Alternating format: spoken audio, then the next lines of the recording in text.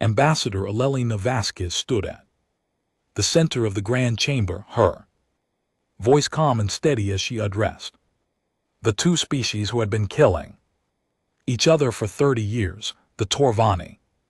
Delegation sat on her left, their scaled bodies tense with barely controlled rage. The Mellery floated on her right, their gas-filled bodies pulsing with angry colors. The border world of Kefir will remain neutral territory. Alelina said both species will share mining rights equally. A joint commission will oversee all operations. The Torvani ambassador slammed his clawed hand on the table. This is unacceptable. We claim that world first. Alina did not flinch. She had done this 1,000 times before. You claimed it first. Yes, but the Maori established the first permanent settlement. Both claims have merit. Neither has absolute right. This is why we compromise. Behind her, the vast amphitheater of the Galactic Council stretched upward in rings of seats. Representatives from 300 species watched the negotiation. Some were genuinely interested in the outcome. Most were simply entertained by watching the primitive humans play peacemaker. The Maori ambassador pulsed a deep purple color that Alelina's translator interpreted as reluctant agreement. The humans speak wisdom. We accept these terms. The Torvani ambassador looked at Alelina with something close to hatred, but he also nodded. We accept, but only because the humans have asked it. Alina allowed herself a small smile. The council thanks both delegations for their wisdom. Peace is always the better choice. As the delegations filed out, Alina felt the familiar exhaustion that came after every successful negotiation. 300 years of this, 3 centuries of humanity serving as the galaxy's diplomats, mediators, and peacekeepers. It was important work, noble work, and yet sometimes Alina wondered if anyone actually respected them for it. The answer came quickly enough. As she gathered her documents, she heard the Torvani ambassador speaking to his aide in what he thought was a private voice. Her translator picked up every word. Pathetic creatures, the ambassador said. They have the technology to build warships. They have the population to raise armies, and instead they waste their potential talking. They are the galaxy's servants, nothing more. Useful idiots who clean up messes that real powers create. The aide made a sound of agreement. I have heard that humans do not even teach their children to fight. They have no warriors, no soldiers. Their peacekeeping forces carry no weapons. They are soft, weak. If we wished, we could conquer their colonies in a month. Perhaps someday we will, the ambassador said with a cold laugh. When they have outlived their usefulness. Alina kept her face neutral. She had heard such things many times before. Every human diplomat had. It was the price of the path humanity had chosen. She remembered learning about that choice in school after the unification wars of the 22nd century. Humanity had looked at itself and felt horror.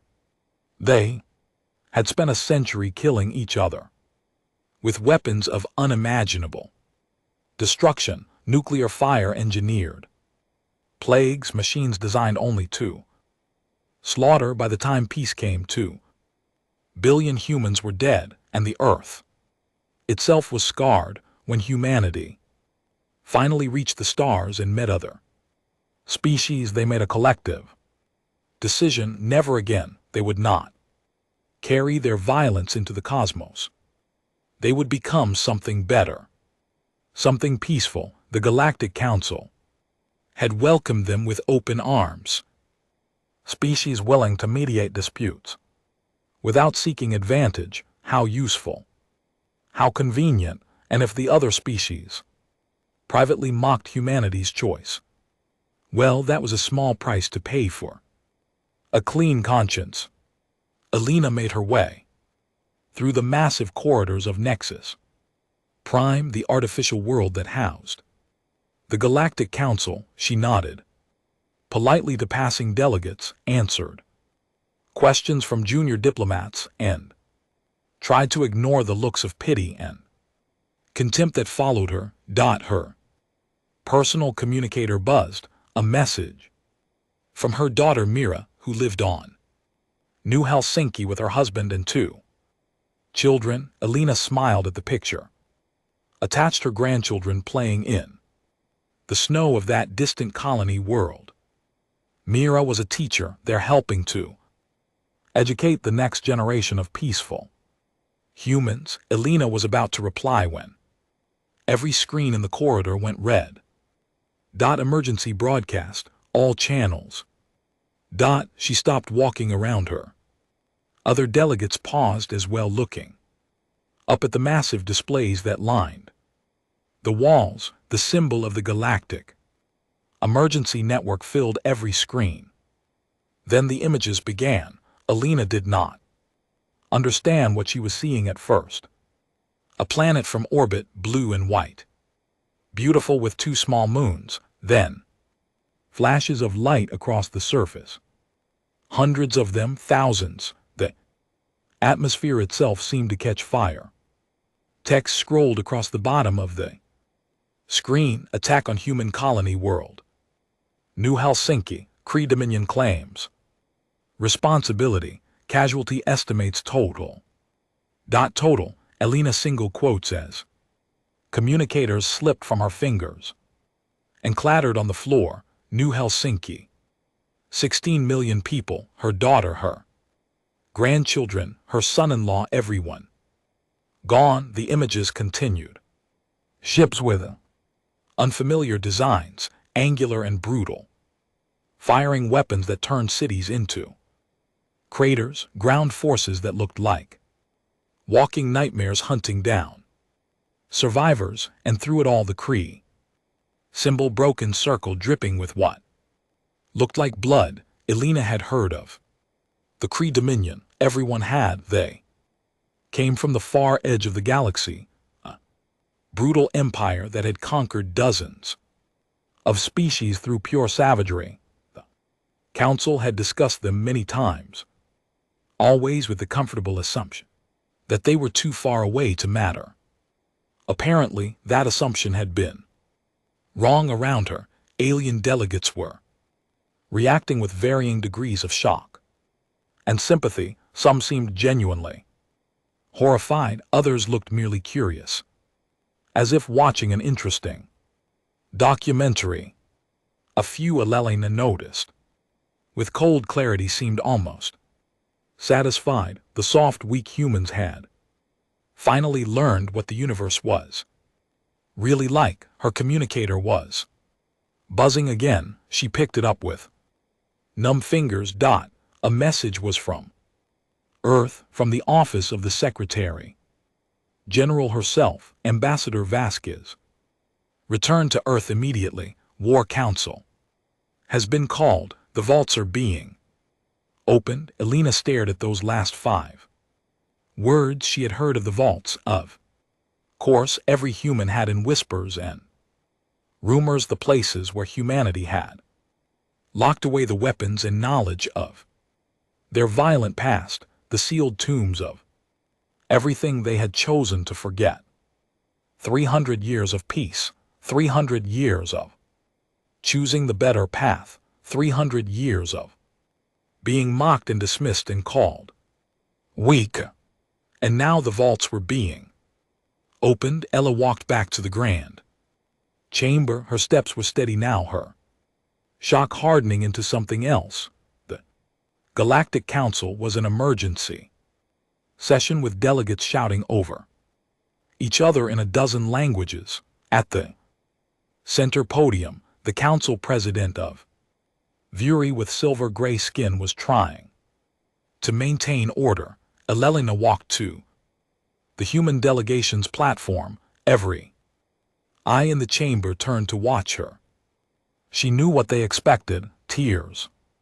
Pleas for help, the soft, weak humans, begging the real powers to protect them.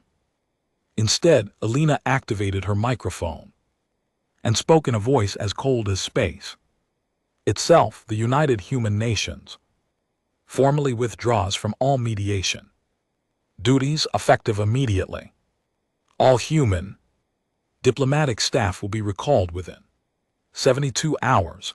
All human aid missions will be terminated. All human peacekeeping operations will cease. The chamber erupted in confusion. The council president raised his hands. Ambassador Vasquez, please, this is a time for calm discussion. Discussion is over, Alina said. Humanity has spent 3 centuries talking. We have resolved over 4,000 conflicts. We have prevented at least a dozen wars. We have given everything we have to peace. Her voice cracked slightly, but she forced herself to continue. And in return, the CF Dominion has murdered 16 million of our people, including my daughter, including my grandchildren. The chamber fell silent.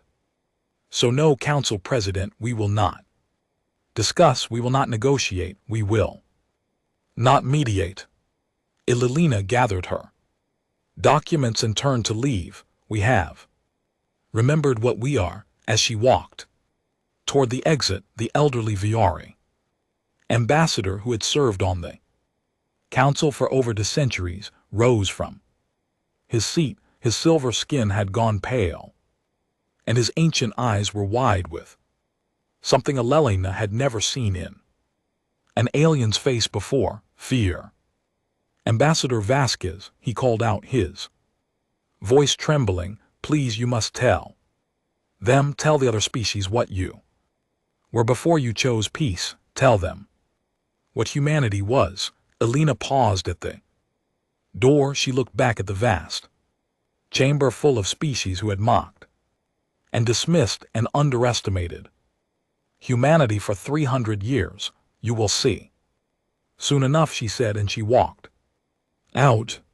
Behind her, the old Viori turned to his young aide with shaking hands. Begin emergency preparations. Move our civilian populations to the deep shelters. Stockpile food and water for a decade at least. The aide looked confused. Ambassador, the humans are the victims here. Why would we need to prepare? They have no military. They are pacifists. The old Viori shook his head slowly. They were not always pacifists. Before they came to the stars, they nearly destroyed themselves in wars of unimaginable violence. They killed billions of their own kind. They built weapons that could crack planets. They developed plagues that could end species, and then they chose to stop. They locked it all away and chose peace. He looked toward the door where Alina had disappeared. But they did not destroy what they were. They only buried it, and now gods help us all, they are going to dig it up again. The aide still did not understand. But, Ambassador, even if they have old weapons, the Kree Dominion is one of the most powerful empires in the galaxy. Surely the humans cannot. You do not understand, the old Viori whispered.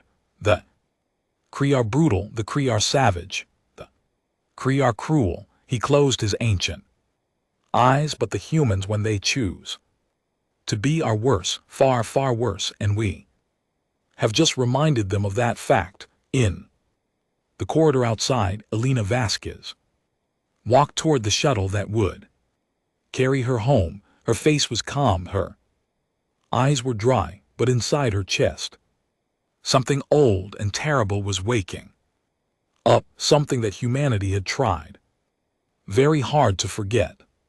The galaxy had wanted to see what humans were really made of. Now they would find out.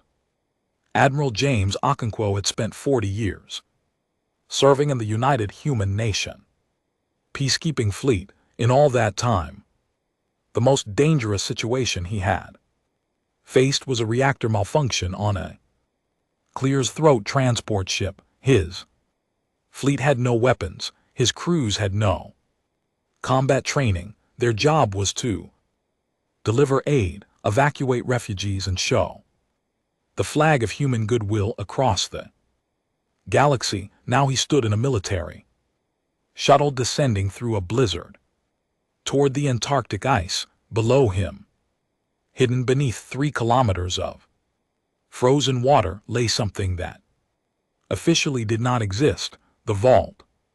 There were 7 of them scattered across human space. 1 on Earth, buried in Antarctica; 1 on Mars, deep in the Vales Marineris; 1 on Titan, for more on humanity's oldest colony worlds. Each one contained the sealed legacy of humanity's violent past. Each one had been locked for 300 years. Until today, the shuttle touched down on a platform that had risen from the ice.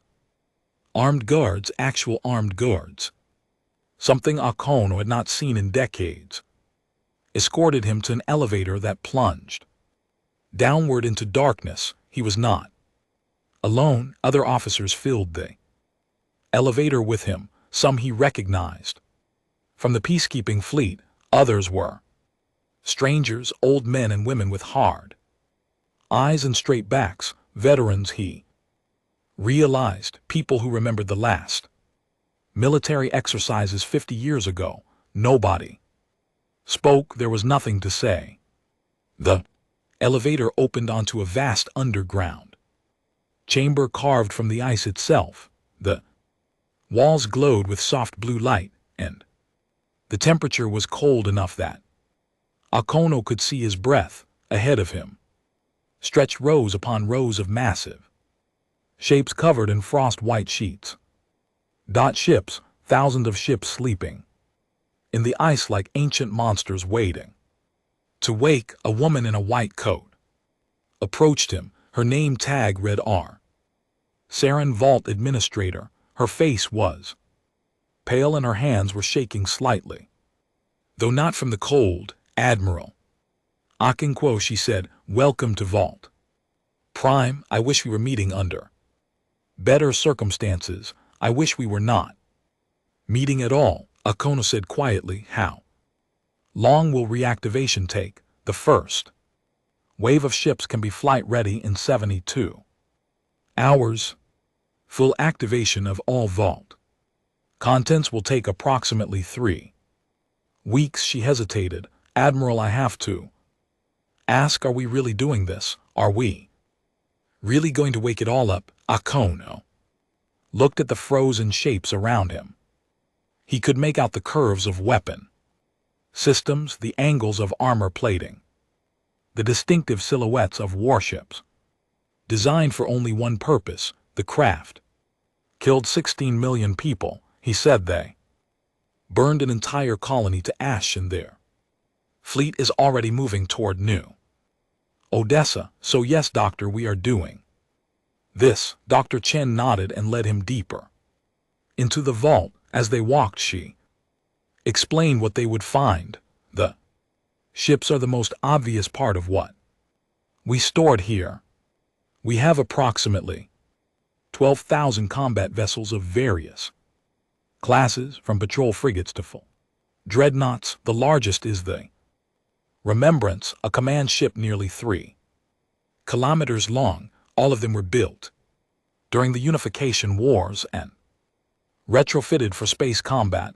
When we reached the stars, they passed through a security door into another chamber. This one was filled with racks of equipment, armor, weapons, devices that Okonkwo did not recognize. Personal combat equipment, Dr. Chen said. Powered armor, suits, directed energy weapons, neural interface combat systems, everything a ground force would need to take and hold territory. Another door, another chamber, this one made Okonkwo stop in his tracks. The walls were lined with sealed containers, each one marked with biohazard symbols and warning labels.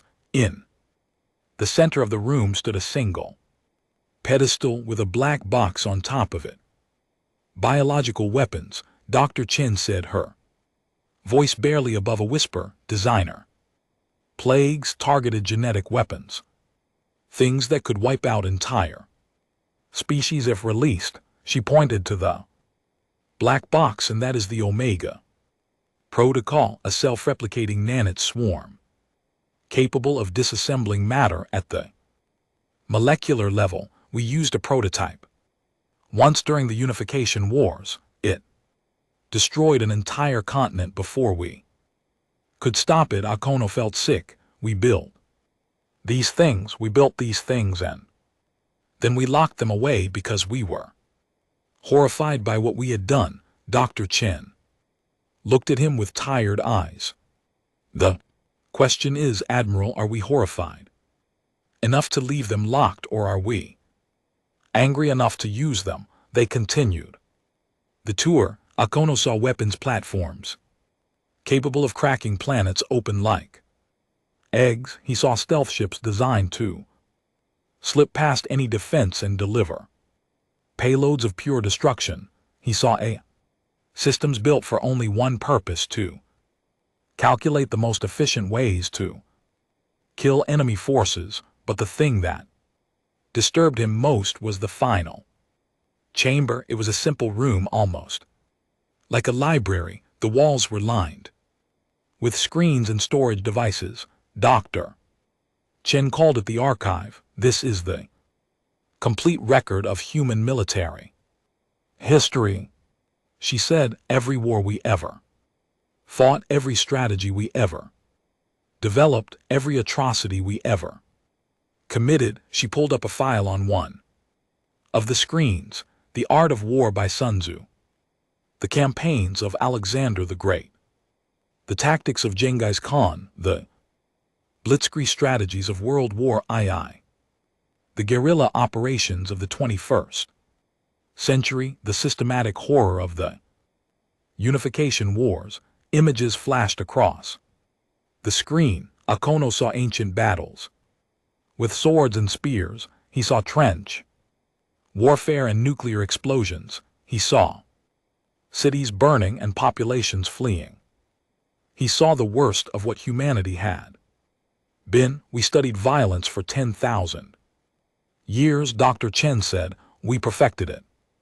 We turned killing into a science, and then an art, and then we locked it all away because we finally understood what we had become. She turned off the screen. The other species in the galaxy have been fighting for thousands of years. They think they understand war. They think they are warriors. Her voice hardened. They have no idea. They have never seen what happens when humans truly commit to destruction. They play at war the way children play with toys. We turned it into something absolute. Akono stood in silence for a long moment. He thought about his years of peaceful service. He thought about the mocking looks from alien delegates. He thought about New Helsinki burning. He thought about his own grandparents who had survived the Unification Wars. They never spoke about what they had seen. They never spoke about what they had done. They had simply been grateful that it was over, and they had raised their children to be peaceful, and they had died hoping that humanity would never go back to what it was. Begin reactivation, he said finally. All systems, all ships, all weapons, Doctor. Her chin nodded. She did not argue. She did not ask if he was sure. She simply walked to a control panel and entered a code that had not been used in 300 years. Throughout the vault, lights began to flicker on. Frost began to crack and fall from the sleeping ships. Automated systems hummed to life. Ancient machines of war stirred in their frozen tombs and across human space. Same scene was playing out in the other 6 vaults. On Mars and Titan, on Colony. Worlds that had never known violence. Everywhere, humanity was remembering what it had tried so hard to forget. Akono watched as the first ship emerged. From its icy cocoon, it was the Remembrance, the flagship of the human fleet, 3 km of armor and weapons, designed by engineers who had devoted their lives to the science of death. On its hull, barely visible beneath centuries of frost, was the symbol of the old human military, a closed fist. Surrounded by stars, Admiral Sida, young officer who had accompanied him into the vault. There's something else you should see. She led him to a smaller chamber off the main hall. Inside, Akono found racks of uniforms. Military uniforms, black and gray, with insignia he did not recognize. Standard combat uniforms for all ranks. Officer said they were preserved along with everything else. Akono reached out and touched the fabric. It was cold and stiff but perfectly preserved. He found a uniform in his size and held it up. It felt wrong in his hands, heavy, serious. Real, sir, the young officer said. Hesitantly, I joined the peacekeeping fleet because I believed in what humanity had become. I believed in peace. I believed in diplomacy. I believed we were better than violence.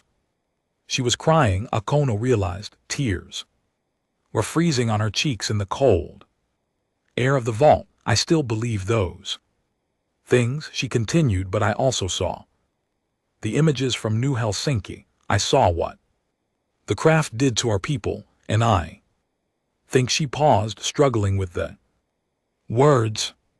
I think maybe sometimes you have to become something terrible to protect the people you love. Akono looked at the uniform in his hands. He thought about the peaceful path humanity had walked for 3 centuries. He thought about the mocking aliens who called them weak.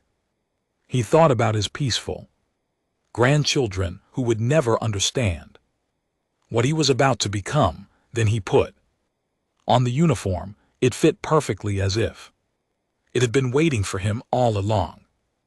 Send a message to all vault sites, he said, his voice steady now. Full activation. All personnel report for duty and send a message to the Galactic Council. What should the message say? Sir, Akono walked toward the Remembrance, where crews were already beginning the startup procedures behind him. The whole vault was coming alive with activity. 300 years of sleep were ending. Tell them that the humans are awake now, he said, and tell them to get out of our way. Above them, the Antarctic ice began to crack as something massive began to rise toward the surface. The galaxy had no idea what was coming, but they would learn. They would all learn. Counselor Vithora of the Torvani Empire had dismissed humanity as irrelevant for her entire political career. The soft, peaceful creatures were useful for settling disputes, nothing more. They had no real power. They had no teeth. So when the reports began coming in, she assumed they were false human warships. She laughed at her aide. Humans have cargo vessels and passenger transports. They do not have warships. Counselor, the reports are confirmed. Human diplomatic missions are being evacuated from over 300 worlds. Human merchant fleets are returning to Sol space, and something is rising from the Antarctic region of Earth. The aide hesitated. Something very large. Vithora dismissed the concern with a wave of her claw at hand. Even if the humans have hidden a few old weapons somewhere, what does it matter? The Kree Dominion has one of the largest fleets in the galaxy. The Humans cannot possibly match them, but over the next several days, Vithora began to worry. The first sign was the silence human communications which had filled diplomatic channels for centuries went quiet. Human ambassadors stopped attending council sessions. Human aid workers disappeared from disaster zones. It was as if the entire species had simply withdrawn from galactic affairs. The second sign was the Viore, Ambassador Keth Volume, the ancient Viore who had served on the council for 2 centuries, was usually a calm and steady presence. Now he walked the corridors of Nexus Prime with fear in his silver eyes. He had begun gathering records, old records about humanity's past before they came to the stars. Vithora cornered him one evening in a quiet corridor. Ambassador, you seem disturbed. What do you know about the humans that the rest of us do not? The old Vayli looked at her for a long moment, then he activated a holographic display and showed her images that made her scales turn pale. Cities burning, mushroom clouds rising over landscapes, mass graves stretching to the horizon, soldiers in primitive armor cutting down enemy forces with brutal efficiency, and through it all humans building weapons, humans giving orders, humans destroying everything in their path. This is their history, Keith Volume said quietly. Before they came to the stars, they fought wars of such violence that their own planet was nearly destroyed. They killed billions of their own kind. They developed weapons capable of destroying worlds, and then when it was over, they looked at what they had done and felt such horror that they locked it all away. They chose to become peaceful. They chose to be diplomats instead of warriors. Vithora studied the images with growing unease. But these are primitive weapons, crude technology. Surely they could not compete with modern military forces. You missed the point, Key Volume said. The weapons do not matter. What matters is the mind that created them. The humans did not stumble into violence by accident. They studied it. They perfected it. They spent 10,000 years turning warfare into a science. Every battle, every strategy, every terrible weapon was the product of deliberate research and refinement. He turned off the display when the humans joined the galactic community. They were advanced enough to build warships capable of matching any power in the galaxy. They chose not to. They chose peace, but the knowledge is still there. The capacity is still there, and now the Kree have given them a reason to use it. Vithora was about to respond when an alert flashed across every screen in the corridor. Emergency broadcast, 2nd CF. Attack in progress. Target human colony. New Odessa. The Galactic Council convened an emergency session within the hour. Delegates from every major species crowded into the grand chamber, their voices rising in a chaos of different languages. The Kree are testing the human response. Someone shouted, they are trying to force a quick surrender. Another argued, the humans have no fleet. They cannot possibly defend themselves. But the old Viore ambassadors sat in silence, watching the tactical display that showed the Kree fleet closing in on New Odessa. 67 warships, including 3 heavy cruisers, more than enough to destroy an undefended colony. And then the sensors detected something else, a single ship emerging from hyperspace between the craft fleet and New Odessa. The ship was massive, over 2 kilometers long, bristling with weapons that no one in the chamber recognized. Its hull was Dark gray, almost black, and it moved with the smooth precision of a predator, closing in on prey. What is that? The council president demanded. The Viore ambassador closed his ancient eyes. That is the humans remembering what they are. In the tactical display, the Kree fleet commander was broadcasting a message to the strange new ship, unknown vessel. Identify yourself, you are interfering with a military operation of the Kree Dominion. Stand aside or be destroyed. For a long moment there was no response. The single human ship simply hung in space directly in the path of the Kree fleet. Then a voice came through the communication channel. It was calm, steady, and utterly without fear. This is the and mercy's end. United Human Nations Navy, you have attacked our people. You have murdered our families. You have 16 million dead to answer for. The voice paused. This is your only warning. Turn back now or face the consequences. The CF commander laughed. The sound echoed through the grand chamber as delegates watched the confrontation and growing tension. One ship, you bring one ship against 67. You humans are even more foolish than we thought. All vessels attack formation. Destroy them. The craft fleet surged forward, weapons charged, targeting systems locked on to the single human vessel.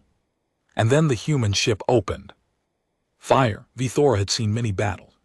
Her career, the Torvani were warriors. After all, she understood combat. She understood violence, but she had never seen anything like what happened next.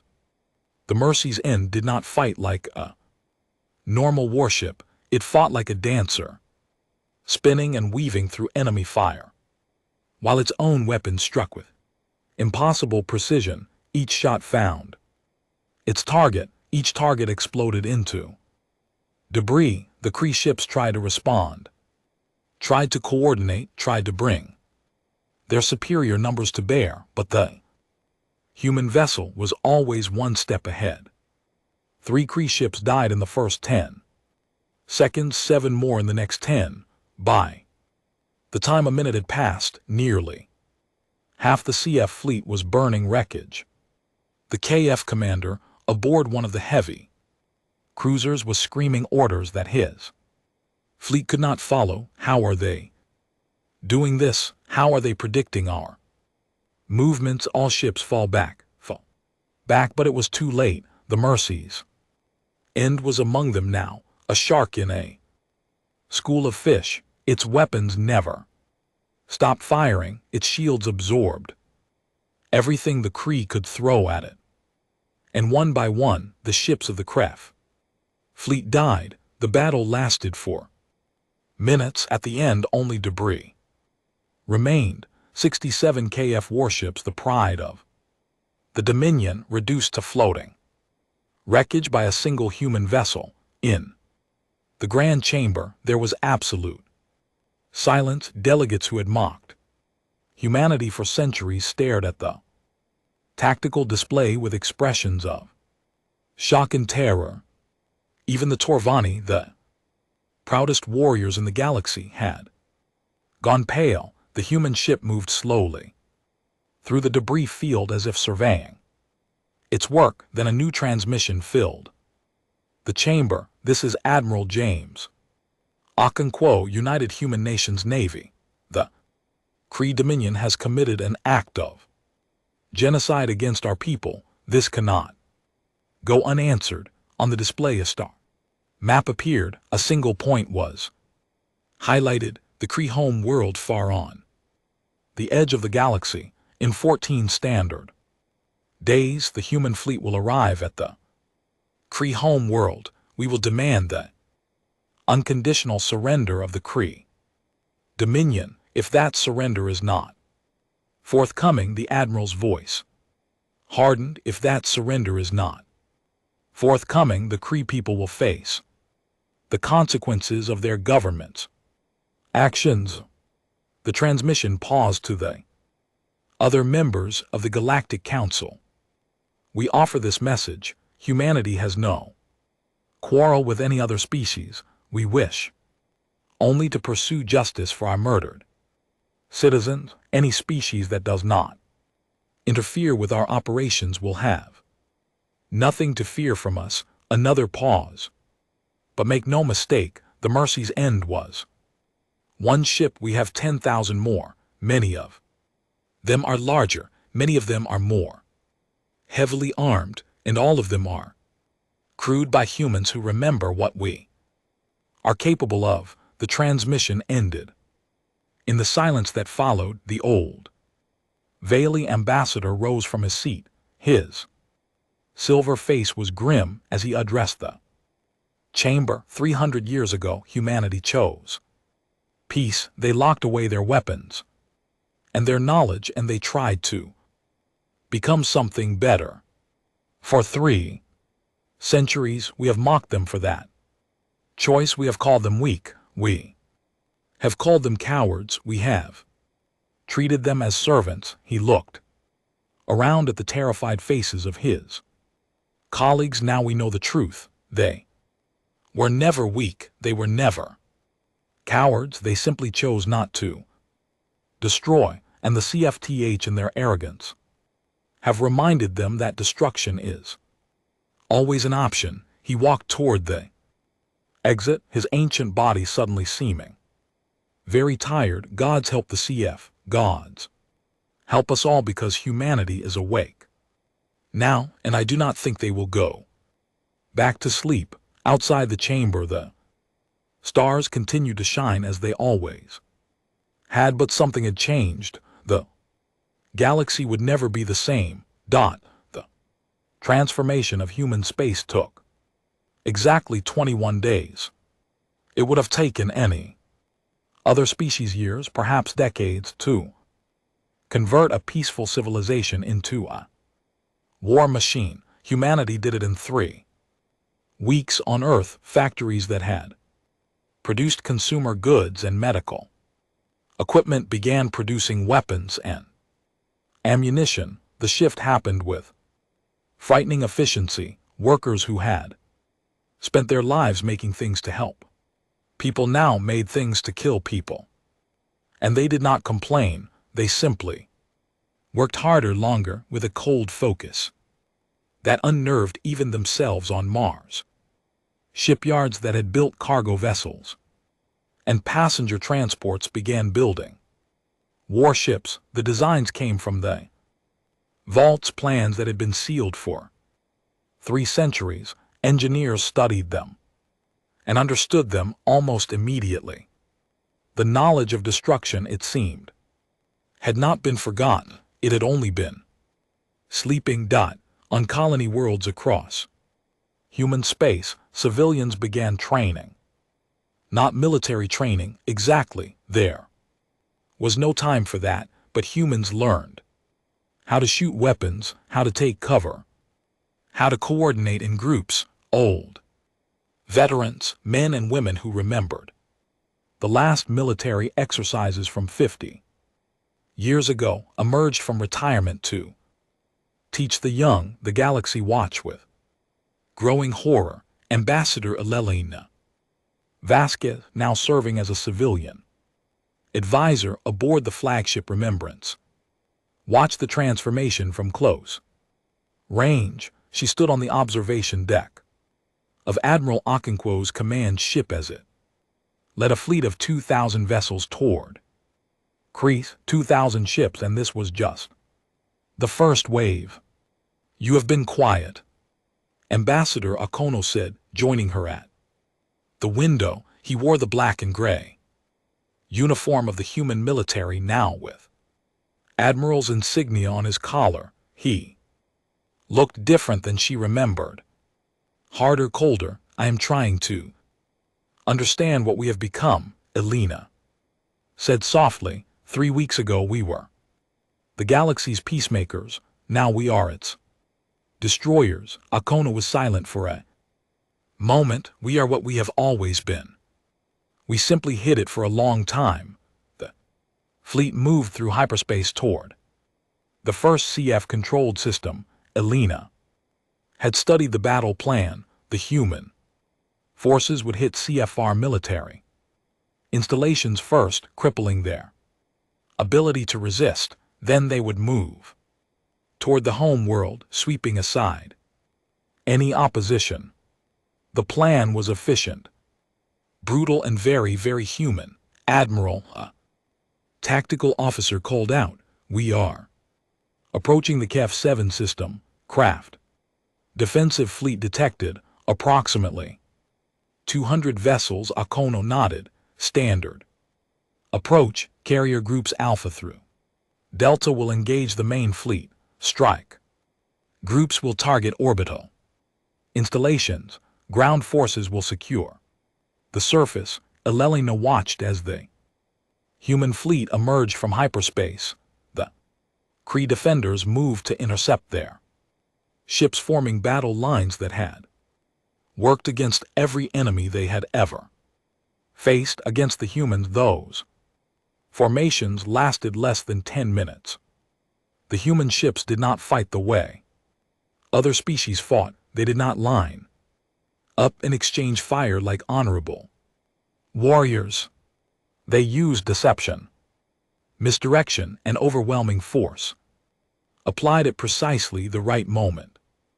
Flanking attacks split the CF fleet into isolated groups. Electronic warfare blinded their sensors, and when the Kree tried to retreat, human strike groups were already behind them, cutting off their escape. Elena had seen the reports from the Battle of New Odessa, but watching it happen in real time was different. The humans moved with a coordination that seemed almost telepathic. Every ship knew exactly where to be. Every captain knew exactly when to strike. 3 centuries of peace had not dimmed their understanding of war. If anything, it had refined it. When the battle ended, the entire Kree defense fleet had been destroyed. Human losses were minimal. A few damaged ships, a handful of casualties. The ground assault went even faster. Human marines dropped from orbit in armored pods, landing directly on top of Kree military installations. They moved through the enemy positions with terrifying efficiency, using tactics that seemed to anticipate every Kree response. Within 6 hours, the KTH-7 system belonged to humanity, and then the fleet moved on to the next system and the next. Elena watched it all from the observation deck. Day after day, battle after battle, the Kree Dominion had conquered dozens of species over centuries of brutal expansion. Against the awakened humans, their entire military crumbled in weeks. The worst part, Elena thought, was how easy it was. The humans were not struggling, they were not sacrificing. They were simply dismantling the Kree war machine with the same calm efficiency they had once used to negotiate trade agreements. On the 5th day, Admiral Okonkwo received a message from the Kree Emperor. It was an offer of negotiation. Terms could be discussed, compromises could be made. Akono read the message in front of his senior staff. Then he deleted it. "No negotiations," he said. "Not until we reach the home world. Not until they understand what they have done." Elena wanted to object. This was wrong. This was not who humanity was supposed to be. But when she looked around the command center, she saw faces set in cold determination. These people had lost family on New Helsinki. These people had watched 16 million of their fellow humans die. They would not stop until justice was done. And what was justice? Elena was no longer sure. On the 8th day, the fleet reached the edge of the Kree home system. The Kree Emperor sent another message. More Desperate this time, he offered to surrender any territory, he offered to pay any reparations, he offered to punish any officials responsible for the attack on New Helsinki. Again, Akono deleted the message. Admiral Alina said. Finally, unable to stay silent any longer, we have won. The craft cannot resist us. Why must we continue to the home world? Akono turned to look at her. His eyes were flat, empty of the warmth. She remembered, because they need to understand, he said, they need to see what happens when you attack humanity. They need to feel the fear that our people felt on New Helsinki.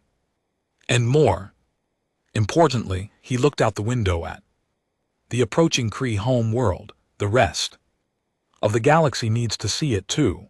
The human fleet entered the CF home system. On the 9th day, the CF had gathered every remaining ship. They had nearly 1,000 vessels for a final defense. It was the largest fleet they had ever assembled against any other enemy. It would have been overwhelming. Against the humans, it lasted to hours. Elelina watched the battle with growing horror. The CF fought desperately, knowing they were defending their homes, their families, everything they had, but the humans cut through them like a blade through paper. Ship after ship exploded into debris. Squadron after squadron was eliminated with cold precision. When it was over, the Kree home world lay naked before the human fleet. 10 billion CF looked up at the sky and saw their doom descending. Admiral Okonkwo stood on the command deck of the Remembrance, looking down at the planet that had murdered 16 million of his people. His finger hovered over the control that would authorize the planet crackers to fire. One command. That was all it would take, one command. And the CF home world would cease to exist. Elena stood behind him, her heart pounding. James, she said softly, using his first name for the first time since she had known him. Is this who we are? Now Akono did not answer. His finger remained over the control around them. The bridge crew watched in silence. Nobody moved, nobody spoke. The fate of 10 billion lives hung on the decision of one man. They killed my grandchildren, Akono said, his voice barely audible. They burned my family alive. They laughed while they did it. I know, Alina said. I lost my family too. I want them to pay, but genocide. She moved to stand beside him, looking out at the planet below. If we do this, we become the very thing we buried in the ice. We become the monsters we tried so hard to stop being. Akono's hand trembled. On the planet below, 10 billion CF waited for their extinction. They would have done the same to us, he said. Yes, Alina agreed, they would have. That is why they are monsters. The question is whether we want to be monsters too. The fleet held position. The weapons remain charged, and the Admiral's finger remained over the control that would end a species. Finally, after what seemed like an eternity, Akono spoke. Open a channel to the CF government. The communications officer complied. Moment later, the terrified face of the Kree Emperor appeared on the screen. He was an ancient creature, his scales gray. With age, his eyes wide with fear. This is Admiral James Okonkwo of the United Human Nations, the Admiral said. His voice was steady, controlled, utterly without emotion. Your fleet has been destroyed. Your military has been eliminated. Your empire has fallen. You are completely at our mercy. The Kree Emperor fell to his knees on the screen. We surrender. We surrender. Unconditionally. Please, please do not Destroy us, we will do anything. We will. Accept any terms. Akono stared at him. For a long moment, anything. Just spare our people, spare our world. The Admiral removed his finger from the weapons control. Elena felt tears of relief streaming down her face. Then, listen carefully, Akono said, because I am only going to say this once. He began to list the terms of surrender. And the galaxy, watching through 1,000 different channels, began to understand something important. Humanity had chosen not to destroy the craft, but that choice could be changed at any moment, and the species that had mocked humanity for centuries suddenly realized that the peacemakers they had dismissed were in fact the most dangerous force in the cosmos. They had simply chosen for 300 years to be gentle. Now everyone understood what that choice really meant. The terms of the Kree surrender were broadcast across the galaxy. The Kree Dominion would be dissolved. All conquered territories would be freed. All military assets would be destroyed. The leaders who had ordered the attack on New Helsinki would face trial for crimes against sentient beings. The KF people would pay reparations for 3 generations, rebuilding what they had destroyed. It was harsh, it was humiliating, and it was not genocide. Admiral Okonkwo had made his choice. The planet crackers remained silent. 10 billion CF would live to see another day. But across human space, not everyone was satisfied. Alan of Vasquez watched the broadcast from Earth with a heavy heart. Protests filled the streets of major cities. Crowds demanded blood. 16 million dead, they shouted. 16 million innocents burned alive, and they Kree would simply pay money and hand over a few leaders. Where was the justice in that? They want extinction, she said quietly to Akono. They stood together on the bridge of the remembrance, watching the feeds from home. They want us to finish what we started. Akono nodded. No, I wanted the same thing. I had my finger on the button, ready to end them all. He turned away from the screens. But then I remembered something my grandmother told me a long time ago. Alan waited. She survived the unification wars. Akono continued. She was a soldier. She did things she never talked about, but once when I was very young, she told me why humanity chose peace. It was not because we were weak. It was not because we were afraid. It was because we finally understood something important. What? That anyone can destroy. Destruction is easy. Child with a match can burn down a forest. A fool with a weapon can kill 100 people. His voice grew soft. But creation is hard. Building is hard. Choosing not to destroy when you have the power to destroy, that is the hardest thing of all. He looked back at the image of the Kree home world, still visible through the bridge windows. If we had destroyed them, we would have proven that we learned nothing from our own history. We would have become the monsters we buried in the ice, and in 100 years another species would attack us, and we would destroy them too. And again until there was nothing left but humans and corpses. Elena understood. The rage was still there. She could see it in his eyes, feel it in her own heart. But he had chosen to be more than his rage. The galaxy is watching, he said. Every species that ever mocked us, ever dismissed us, ever called us weak, they are all watching to see what humanity does with absolute power, and I want them to see something that terrifies them even more than genocide. What? Mercy, Akono said. I want them to see that we have the power to Destroy everything and we choose not to. That is what truly powerful species do. They choose restraint, they choose wisdom, they choose to build instead of burn. He walked toward the exit of the bridge, signal the fleet, we are going home. The journey back to Earth took 3 weeks. During that time, the CF began the painful process of surrender. Human observers arrived to oversee the trials of military leaders. Human ships supervised the destruction of CF weapons.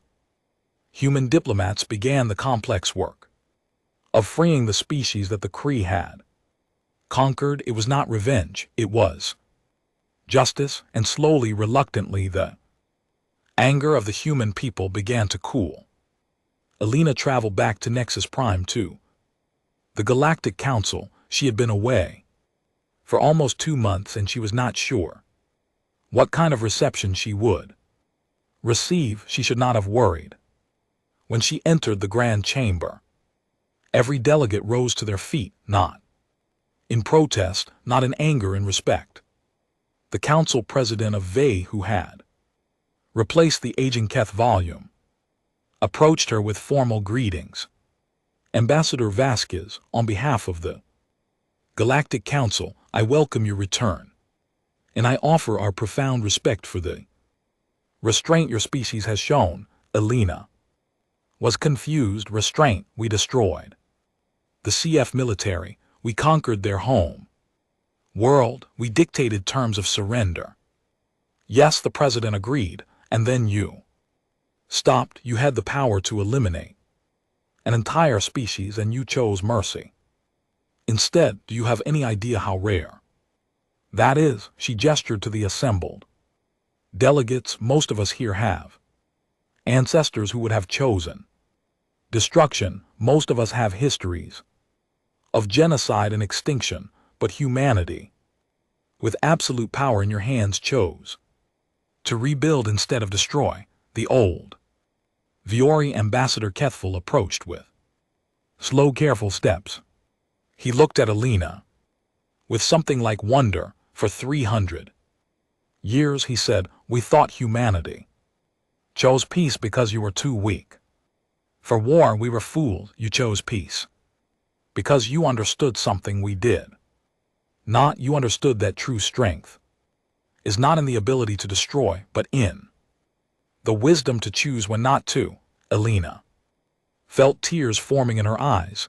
We almost did not choose mercy. We came very close to becoming the monsters we once were, but you did not, Keth Volume said, and that is what matters. In the months that followed, things changed. Across the galaxy, human diplomats returned to their posts, but they were treated differently now, with respect, with caution, with genuine appreciation. The species that had once mocked them now listened carefully to their advice. The powers that had once dismissed them now sought their mediation with earnest request. The vaults on Earth and across human space were sealed again. The warships returned to their frozen tombs. The weapons were put back in storage. Humanity went back to being peacekeepers and mediators, but everyone knew the truth now. Everyone understood what lay beneath the surface of human kindness. Alina returned to her duties at the Galactic Council. One day, a young alien delegate, newly arrived and eager to learn, asked her a question that she had been asked many times before. Ambassador Vasquez, I have studied human history. I have seen records of your wars, your weapons, your terrible capacity for violence, and yet here you are, peacefully resolving disputes, helping strangers, building instead of destroying. The young delegate leaned forward. Why did humanity choose peace when you could have ruled through fear? Alina smiled. It was the same question she had been asked on the day she left the council, when everything began. Now, finally, she had an answer. Let me tell You something about my species, she said. We are not born peaceful, we are not naturally gentle, inside every human is the capacity for terrible violence. We carry 10,000 years of warfare in our blood. We know how to kill more efficiently than any species in the galaxy. The young delegate looked disturbed, but that is exactly why we chose peace, Alelena continued. Because we know what we are capable of. Because we have seen the destruction we can cause. Because we looked at the ashes of our own history and said, never again. Peace is not our weakness. It is our greatest act of strength. She stood and walked to the window of the chamber, looking out at the stars. Any species can wage war. Any species can destroy. It takes no special virtue to burn and kill, but to choose mercy when you have the power to destroy, to build. When you could burn, to forgive, when you could take revenge. That requires something more. That requires wisdom. That requires strength. That requires becoming more than the violence inside you. She turned back to the young delegate. Humanity chose peace not because we could not fight, but because we knew what fighting would cost. We locked away our weapons, not out of fear, but out of love. Love for what we could become instead of what we had been. The young delegate nodded slowly, beginning to understand. And now she asked, now that everyone knows what humanity is truly capable of, Elena smiled again, a sad and knowing smile. Now they understand the truth. Our gentleness is a choice, and choices can be changed, but we truly hope, that we will never have to change it. Again, she returned to her seat where a new dispute awaited mediation. Somewhere out there, two species were threatening war over a territorial disagreement. They needed humans to help them find peace, and humanity, as always, was ready to help. Behind them, locked in vaults of ice and silence, the weapons of destruction waited patiently. Humanity hoped they would never be needed again, but if some new enemy rose to threaten the innocent, the galaxy now knew exactly what would happen. Humanity would remember what it was, and the galaxy would learn once again why peace was always the better choice, because the alternative was something that even the stars themselves would fear.